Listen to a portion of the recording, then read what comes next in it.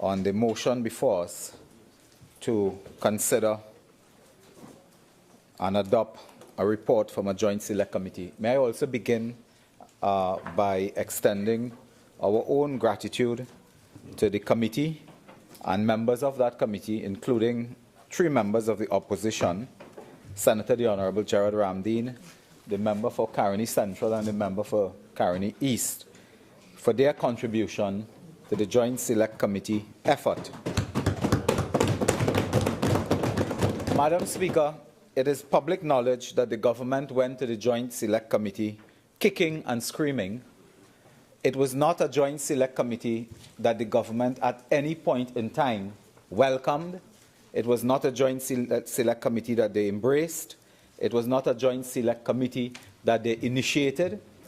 The Joint Select Committee arose, it is public knowledge, as a result of actions and positions taken by the leader of the opposition and the opposition in Trinidad and Tobago. And the leader of the opposition led that charge to consider the FACTA legislation before us and to ensure that we arrive at good law, to ensure that we do something we are proud of, and to scrutinize and consider the bill so that at the end of the day, Trinidad and Tobago benefit while we assist a friendly neighbor and an important neighbor in the United States of America. I wanted to begin by saying that it was the government that went to the committee kicking and screaming because it explains as well the outcome of the Joint Select Committee. Madam Speaker, I will, in my contribution, refer to some of the points raised by the Minister in piloting his motion. But I just wanted to put for the record that the opposition in Trinidad and Tobago stood and continue to stand in support of good law, good legislation, in support of defending the citizens of Trinidad and Tobago from any abuse, any dictatorial or any attempt by a tyrant and rogue government to undermine and violate the constitutional rights of citizens of Trinidad and Tobago. And we do that whether we are popular or not. Madam Speaker, when we were elected to this House, we were elected to this House to serve all the people of Trinidad and Tobago without favor or fear. And this is also a moment when we must declare we have no favor, but we have no fear as well to stand up for what is right. The committee met, conducted its business. Madam Speaker, we have a report before us. Madam Speaker, may I put on record a couple points about the report? I've had the benefit of reading the minutes of the meetings that constitute this report. I've had the benefit, of course, of reading the brief report, as reports of these nature are always brief. And, of course, the supporting documents are supplied by the Parliament. Madam Speaker, I was not in the Joint Select Committee. Or as the Prime Minister would say, I was not in the bedroom. But I was not in the Joint Select Committee. So I don't know what is going on there. And as you know, Madam Speaker, members of that committee ought not and should not be disclosing information and the content of those very sensitive discussions. So, like other colleagues, I waited patiently to get my report, to read my minutes of the meetings and so on, and therefore to assess the situation. Madam Speaker, there are certain fundamental concerns I want to share with the national community, the Parliament, on behalf of the opposition as it relates to the Joint Select Committee's work. And, Madam Speaker, I would also like to rely on 2 documents, Madam Speaker. First, of course, is the verbatim notes of those meetings, because, Madam Speaker, I believe out of 5 meetings, and the first meeting is always a procedural meeting, when you meet very briefly, I believe, to elect chairman and so on. Out of the 4 substantive meetings, 2 of those minutes came to us and they were unconfirmed, if I am correct. They are unconfirmed minutes. Therefore, this led me to go to the verbatim notes, which I therefore depend on, because the minutes of the meetings are unconfirmed.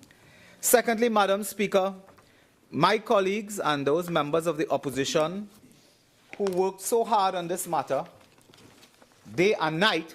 And when I read the verbatim report, one member of our team in the opposition was actually asked by the chairman to undertake in writing to provide documents and reports, and given a deadline, not today for tomorrow, and bring it in by Wednesday, midday, and so on. So they worked very hard. There's no doubt about that.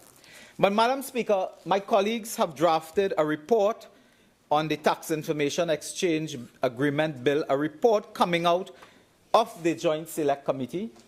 Because of the nature of how those meetings came to an end, our colleagues did not have opportunity in good time to consider a final draft. Our colleagues, therefore, may not have in that time, because of the nature of those meetings and how they ended, may not have also had the opportunity to submit a minority report. But there is a report that we have before us, Madam Speaker, from the colleagues of the opposition on the business at hand and the conduct of those meetings. Madam Speaker, it is noteworthy that all three members of the opposition, they were sworn to secrecy in the conduct of those meetings, so we could not have information on what was happening. But at the end of this exercise, when the chairman, the minister from Degomartin Northeast, declared that a report would go to the House, that report, whether it was a final report or an interim report, Madam Speaker, we are very much accustomed in this House that when the deadline comes of a time for a committee to report, an interim report comes, and the chairman of the committee or a member authorized will rise and say, this is the report, we ask for an extension for the work. But what came our way by February 3rd or thereabout was, February 3rd, what purported to be a final report, and a final report declared by the chairman. Three of our colleagues immediately, Madam Speaker, had cause to express their concern about this, and therefore they submitted through emails to the secretary of the committee. They submitted emails to indicate that they were not in support, Madam Speaker, of a final report. And I can look at the documents. We have an email here dated February 3rd, because February 3rd it all happens. February 3rd, where one member, for example, on February 3rd, is indicating that to the secretary that it is now 8:44 a.m. I just saw this. I sent some corrections and observations earlier, and it is only now I saw a call for agreement by 9 a.m. on that same Friday. So at 8:44, you receive the document that you must agree to at 9 a.m. Agree to 9 a.m. And our member on that committee, I believe it is the member for Caroni Central, indicated that the chairman can indicate that we are soon to complete and we need one more meeting, as the case may be, to finalize our report. Given the great controversy over this bill, I think it would be a mistake to proceed hurriedly and run the risk of contention on the floor during the debate among members of the committee. That was the submission from one of our members. The two other members are also on record, Madam Speaker, are also on record. The member for Caroni East also sent in an email with concern, in which the member for Caroni East expresses concern about this premature end of the business of the committee, when members may wanted to follow up on certain issues. And I'll come to those issues now in a few moments. We also have, Madam Speaker, another member writing, and I believe it is the senator, a member from the other place, indicating his deep concern with the sudden and abrupt end of the business of the committee. And, Madam Speaker, I don't want to spend too much time, but to say that three members are on record immediately on Friday, the 3rd of February, expressing their deep concern about the abrupt and sudden end to the Joint Select Committee. But, Madam Speaker, what I want to focus on, I read the verbatim notes, Madam Speaker, emanating from the business of the committee. And, Madam Speaker, there are fundamental issues that one needs to raise concerning the work of the committee. And I keep saying this is a committee that the government never wanted. Yes.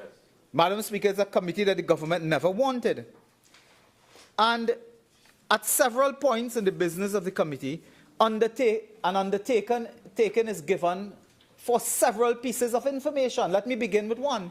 The member for Diego Martin Northeast stood today as he did before and told us about deadline after deadline after deadline. It was September, he said. They dodged a bullet, he said. He moved it to January. They dodged a bullet, he said. He is dodging bullets every month. Huh?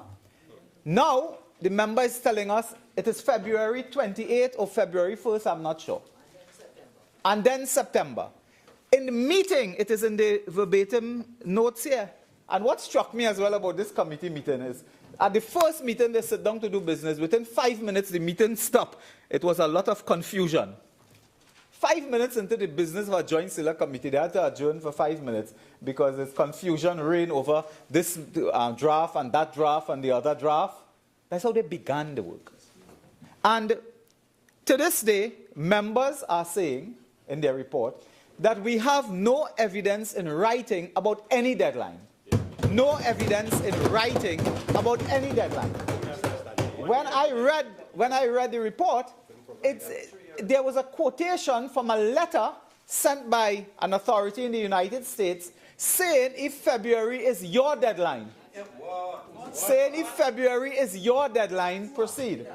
But we could not get the correspondent from the Minister of Finance or any authority in Trinidad and Tobago to the United States that confirms a deadline.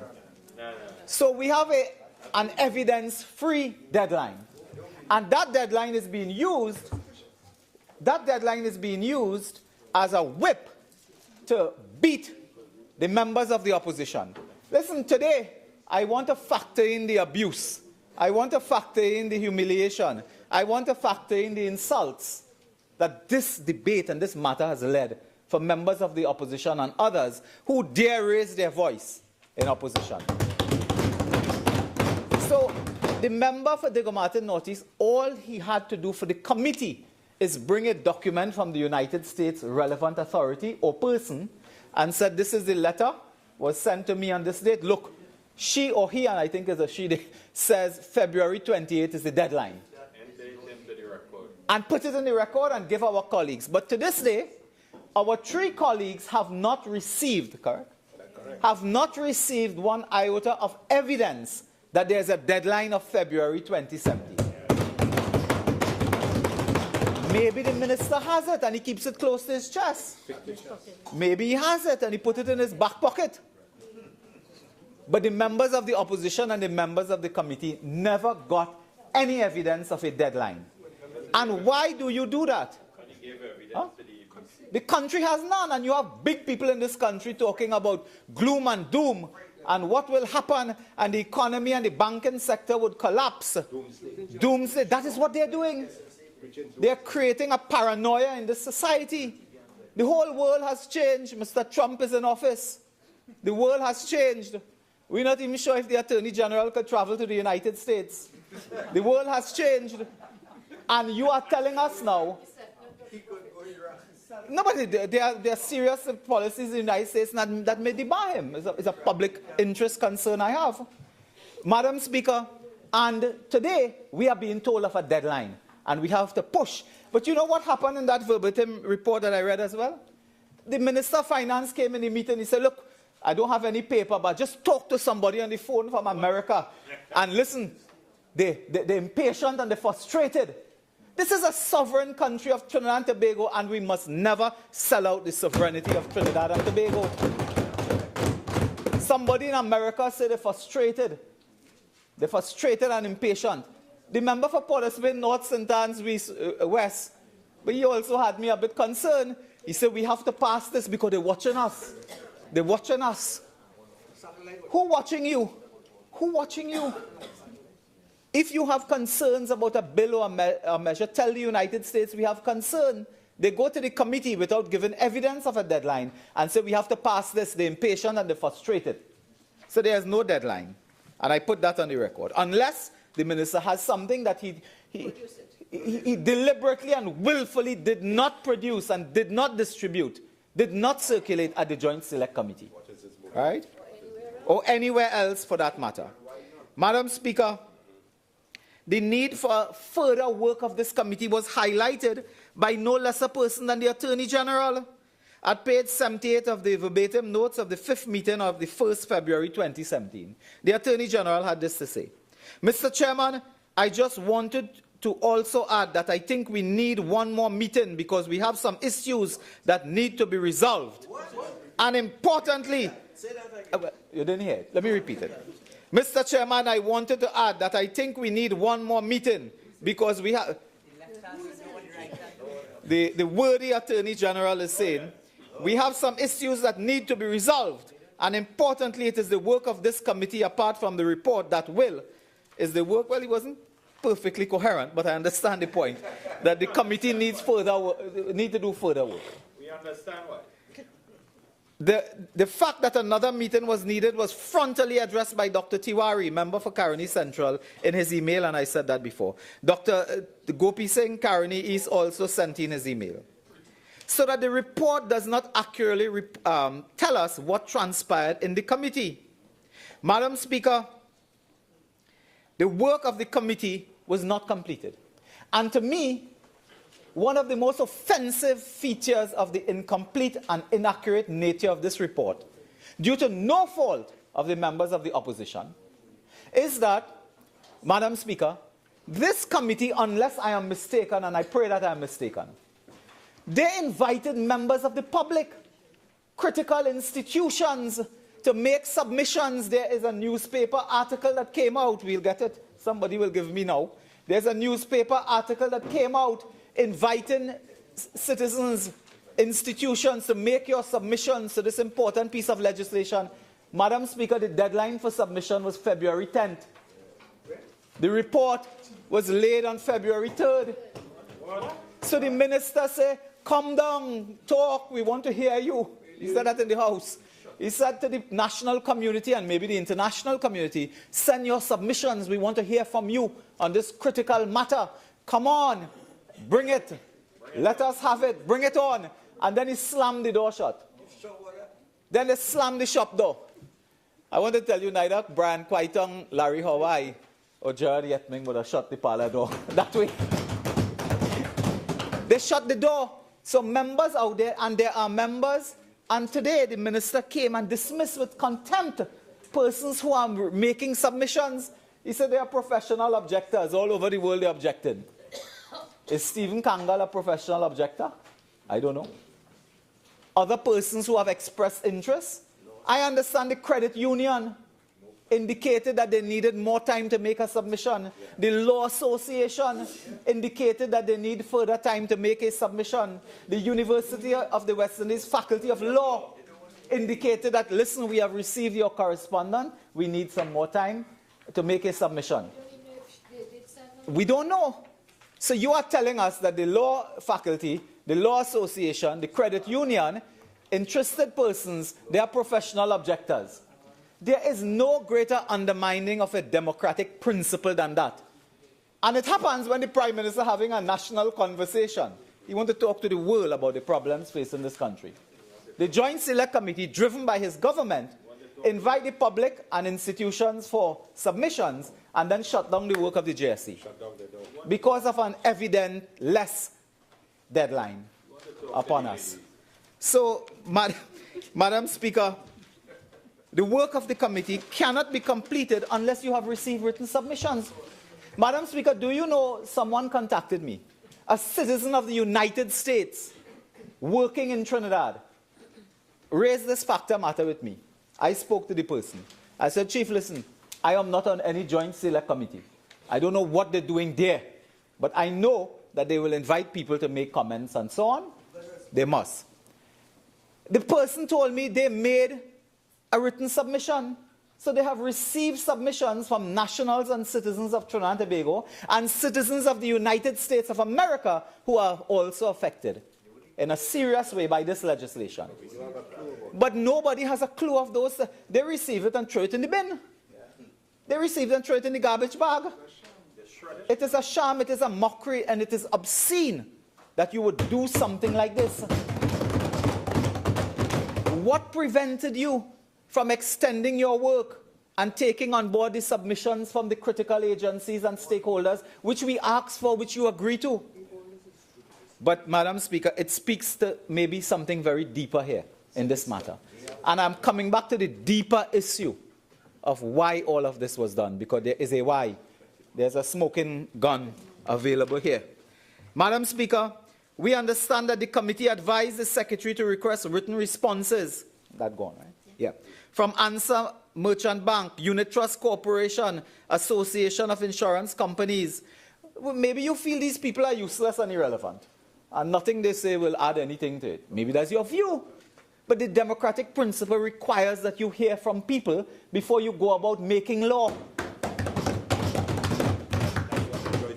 Yes, that is what the purpose of a joint... So you're undermining the purpose of a joint select committee to tell the country, look at the opposition. They want JSC, they get JSC. What are they complaining about now? That's what they're coming to say. You want JSC, you get it. What are you complaining now? While you undermine the very process and the sacred nature of a JSC, which is to hear people.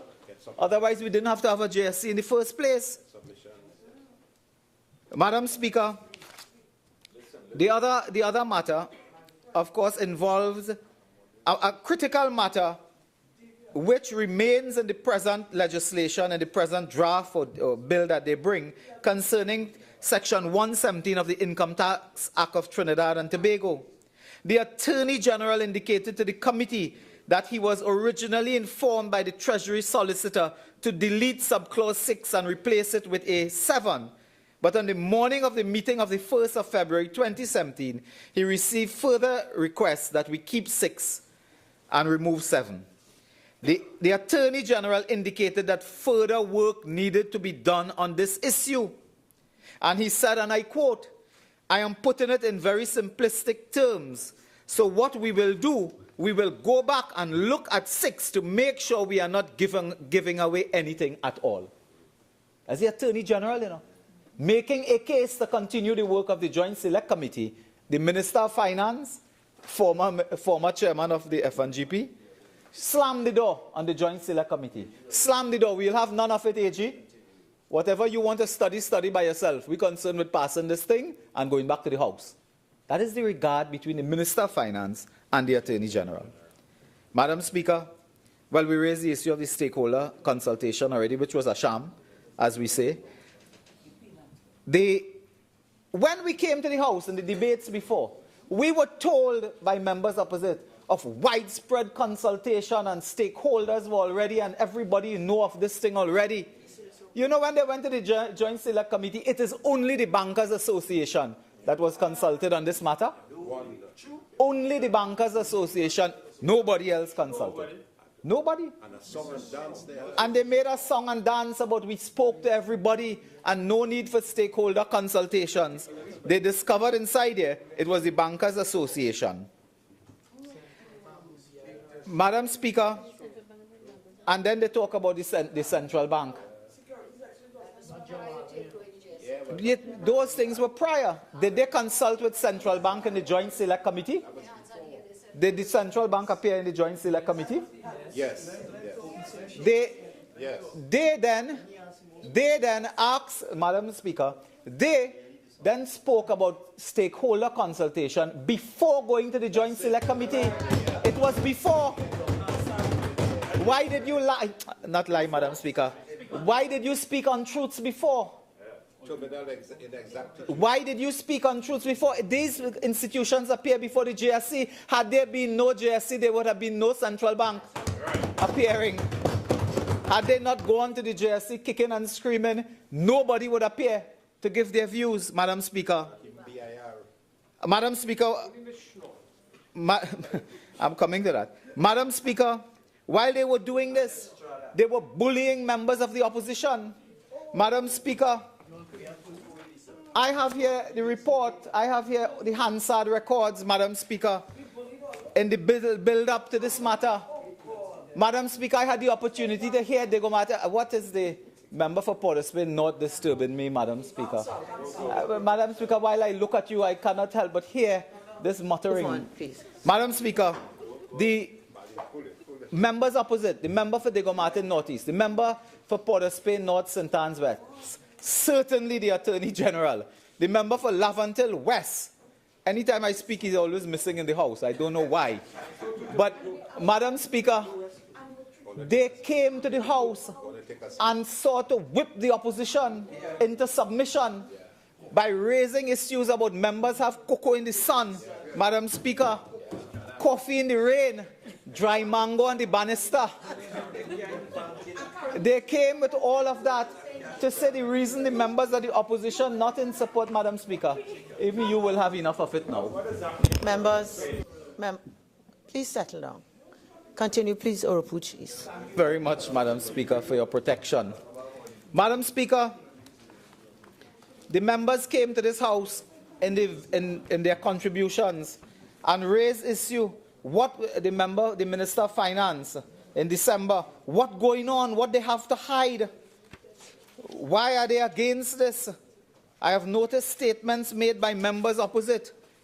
The member for Laventille West, Madam Speaker, the last time I gave him advice, I made 5 calypso and 3 editorial. That's the last time I gave him advice. I will not do that today, although we are in the height of the carnival season. But, Madam Speaker, they went on, Madam Speaker, that the last government, what? And this was allowed. Well, we were not in the house at the time, but it was allowed. This bill gives the right to automatic exchange of information, will show where money has been stolen under the last government is parked, and they're afraid of engaging. What agenda they have? They're in morbid fear of opposition members. The opposition is running from that disclosure. Not a soul opposite to contradict me. Now, we weren't in the house, so we couldn't contradict him. Why do they not want to pass this legislation? It is for the benefit of everyone. Made the link between this legislation and what, Section 34. That's where they went, you know. Talking about former government ministers having property and so on. They're too wicked. That is what he said in this house. They're too wicked. They are allowed... This must be passed because otherwise they will be allowed to hide. They will do strange things in strange places. This is the member for Laventille West. Member, is that the Hansard? Could you yes, ma'am. Properly refer to it? 2016, the 12th, the 9th of the 12th, ma'am, in a debate on this matter. Madam Speaker, no less a person than the Attorney General, got into his usual business of blaming the opposition, Madam Speaker. And I say that lightly. Madam Speaker, he says the IGA specifically provides, in the same debate, Madam Speaker, the 14th of the 9th month, 2016, on this matter. The United States, it provides for disclosure, will facilitate with disclosure. Madam Speaker, why is the opposition so mortified and afraid of information of assets and bank accounts in the United States? Why, pray tell, why, he asks. He says factors directly associated with allowing the United States of America to list out assets bank account held by Trinidad and Tobago citizens, including corporations. Why are they so afraid of asset disclosure? Madam Speaker, the Attorney General stands here in every debate. Tell us about civil forfeiture of assets and what? Following the money. I really feel the money is following the Attorney General now. Yeah, following the money. Yeah.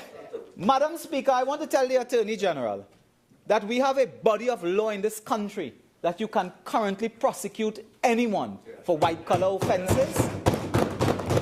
Members of Parliament, every year, every year, I am among the first, I am sure, to receive a certificate of compliance from the Integrity Commission of Trinidad and Tobago.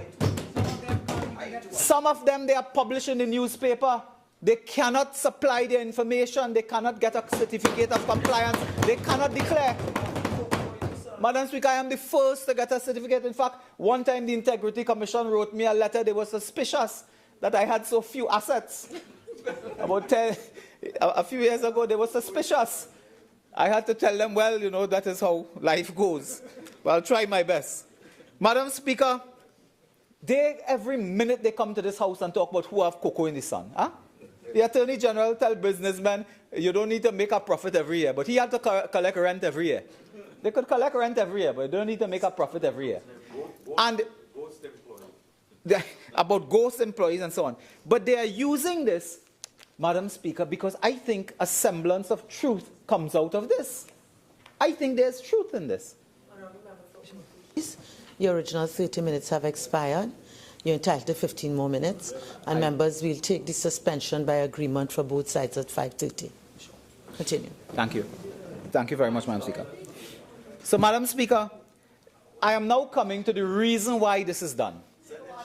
The reason why members of the government speaks about this cocoa in the sun and attacking members of the opposition. Now, I want to tell you, Madam Speaker, members of the opposition are not only the members in this House. They are every citizen of Trinidad and Tobago who may be opposed to the People's National Movement. They are members of the opposition. And when they come to this House and talk about that, is it because they also want to use this legislation to get into people's business, to get information on ordinary, harmless, defenseless citizens of Trinidad and Tobago, their bank accounts, their investments, where they have their children studying, how much money you have in an account in America, providing education for your children, where you get that money? We had cause to explain to ourselves one day that, Madam Speaker, people in this country know they are innocent. They have money, they make money, they work hard, they have US accounts, they take care of their children, they manage property abroad as part of their investment portfolio.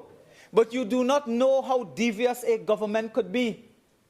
You do not know the tyranny of an administration that want information on you, that can blackmail you, that can pass on to criminal elements. We have had governments in the past that sought to impeach a sitting Chief Justice, that wired a member of the judiciary to go and speak to a Chief Justice. Madam Speaker, that put a House Speaker, I think was the first female House Speaker. If you're the second, I think it's the first. Under house arrest. Poor lady had to survive on coconut water. Created a state of emergency. No such fate will befall you, Madam Speaker, so long as this opposition remains strong in defense of our democracy. Madam Speaker, so I believe that the government ministers, by speaking in this language, expose their own desire, their own dark thoughts that this legislation can be used for that, and therefore give us the power to do that. The dark underbelly of a government that wants this power, not for Roodal Moonilal. If you could find some Roodal Moonilal, you find it already. If you could find something on any member opposite here, you find it already. 18 months gone. Listen, if you could have found anything, you have done audit after audit after audit. You find it already. That is what they do. They're spending their whole time doing audit and revising and reviewing and delivering nothing. But, Madam Speaker, is it that the government want to do this because they see a golden opportunity here? The Obama administration, and this is Obama's work, the Obama administration made agreements with several governments across the world. Those agreements do not have any statutory backing in the United States. Let us be very clear. These agreements are not part of the law of the United States of America. Domestic law. So not being able to pass an agreement into law in the Congress, they ask countries throughout the world, they say, listen, American citizens evading tax, they're not paying the IRS. Come help we catch them. What they want to do is to ask you to violate, to violate the constitutional rights of your citizens to help them to get people who are avoiding tax in the United States. That's what this is about. Which they're not doing. They are not doing it. They are not strengthening their legislative framework to catch tax dodgers. But they ask you in Trinidad and Tobago, change your law so you could trap them here and tell we. So we can get money in the United States. By the way, you pay the cost for that too. Huh? You pay in the cost for that. So the United States came up with this, what was described once as a harebrained suggestion, to put FATCA throughout the world and tell governments that are coward governments that cower, governments who say they're impatient, we have to act now, tell you to do this, violate your own constitution to help them to collect money in the United States, because they can't do it themselves. And no money for Trinidad and Tobago to do this, you do it. Government then say, listen, we have to do this, otherwise they will crash the banking system, they will crash the economics faculty, they will crash and do this. They talk about Belize, somebody there not getting a cup of tea or something. Belize has a completely different model, completely different case. I went during the Christmas holiday, I think, in a fit of boredom, and researched the economy of Belize. I didn't see Belize collapse at all. I didn't see it, maybe it's there, I didn't see it. But if Belize collapsed because of factor, it didn't make any newspaper in Belize for 1 year. I went and checked. I had nothing to do. I went and do that. So they come to frighten us, and they have intelligent people in this country who are frightened. Snore?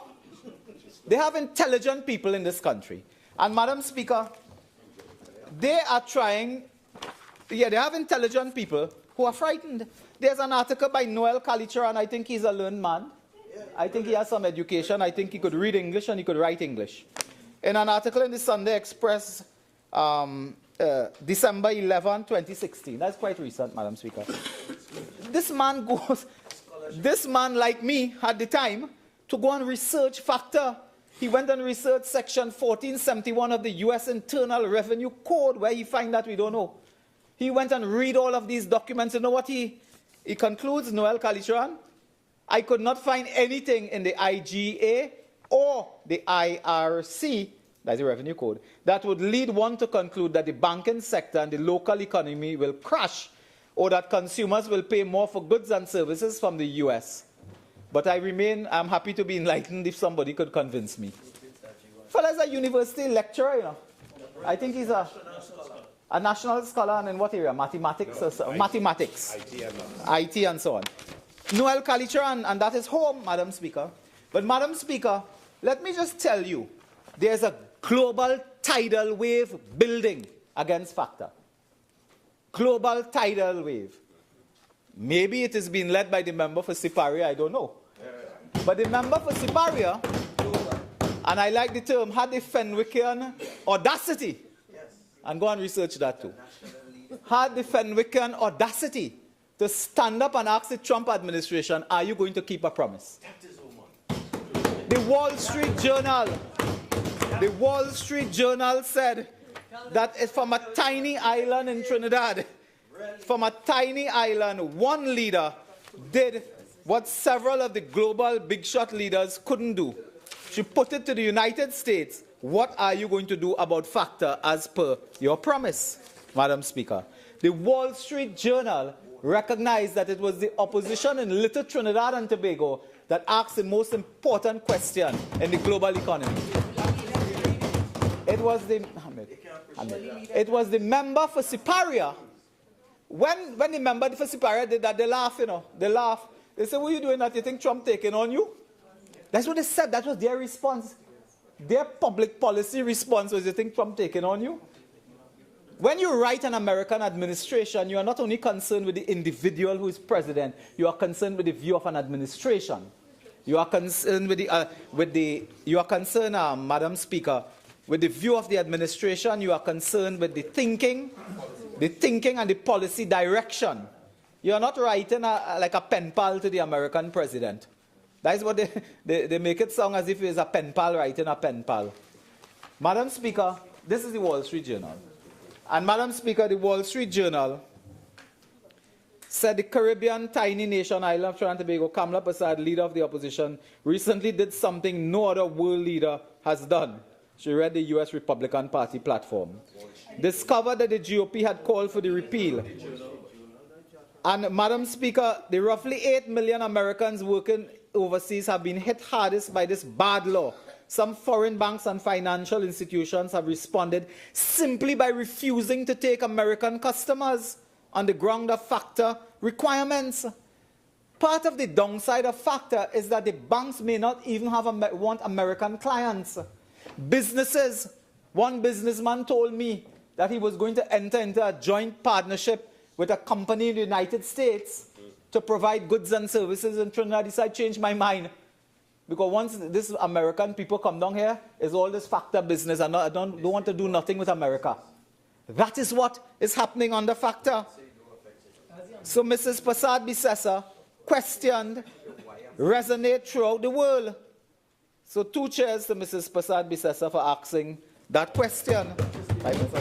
Madam Speaker, I have in my hand the street why Americans abroad want Trump to act on FACTA. Madam Speaker, we have the Economist, FACTA flaws. Madam Speaker, do you know just today a development is taking place in our hemisphere? Just today, a development is taking place in our hemisphere involving prominent members of the University of the West Indies community. And Professor Kenneth Hall, former Prime Minister Owen Arthur, and others, Madam Speaker, are meeting just today to deal with FACTA. And the editorial of the Jamaica Observer yesterday, imagine yesterday, the Jamaica Observer. I think the president of the Banking Association should read the newspaper from her country of origin. The editorial of the Jamaica Observer says, FACTA hurting Caribbean, revoke it, Mr. Trump. While the government of Trinidad and Tobago should look at the implications of FACTA for the economy, follow this type of thinking, they said, hey, the people impatient and frustrated, let me pass it quick. That is the problem. And Madam Speaker, the latest development is this seminar is being held today, Madam Speaker, at the Center for Sustainable Development in New York. The Caribbean team, including Dr. Richard Bernard, Owen Arthur, Kenneth Hall, Dr. Damian King, Compton born professor, not the member for San Fernando West, I notice, he's not here. They are meeting to deal with this FACTA.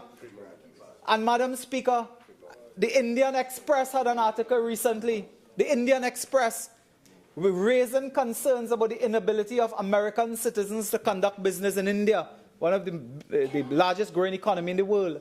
The Wall Street Journal, The Hill from Congress, raised this matter as well. Now the Jamaica Gleaner. There is a global tidal wave coming at which the government of Trinidad and Tobago is under that wave. You should be more progressive in your thinking and stop behaving as if we are still under colonial power. They say do it. Madam Speaker, it is a point acknowledged yesterday, I can't quote, but in yesterday's expressed by Michael Harris as well. The local writers are now coming around. Sometimes in a society, people need strong and courageous leadership before they come around. But we must never fear. We must have the courage to say what we believe to be the truth and right. Others will come along. But the reason we are here is because we are leaders. That's why we're here. So don't afraid. Members of President, they are scared. And Madam Speaker, in closing, I want to warn the government that this opposition will not participate in any process of lawmaking. Madam Speaker, any process of lawmaking that allows this government to access sensitive financial information of anyone, including members of the opposition, but including members of the government. Yesterday in the Express, Madam Speaker, I have how much minutes? 2 minutes? 1 minute. Madam Speaker, yesterday the Attorney General is in the Express newspaper as saying he requested information from Republic Bank on a fellow member of Parliament. Under what authority did the Attorney General ask Republic Bank for information on a member of Parliament? And worse, he said the bank gave him the information. If you can do that with your own colleague, what will you do with somebody who is not your colleague? This is a dangerous precedent where the Attorney General has not retracted this article that he personally called a bank and asked for verification of documents on a member of Parliament. Court, may I say that? Well, give me more time. Give me your time. I'll do it. So, Madam Speaker, no, but it is here in black and white. Madam Speaker, this, when I read this, Madam Speaker, I understand what they are pressing for, why they are hurry, why they are driving outside of the speed limit to pass FACTA, because they want to get into people's business. Madam Speaker, given all that I have said, I propose an amendment to this House and to this motion. Madam Speaker, we believe that this report should be accepted as an interim report, and we move an amendment that the work of the Joint Select Committee be extended, Madam Speaker, for the Joint Select Committee to complete its work and report to this Honourable House. Madam Speaker, I thank you.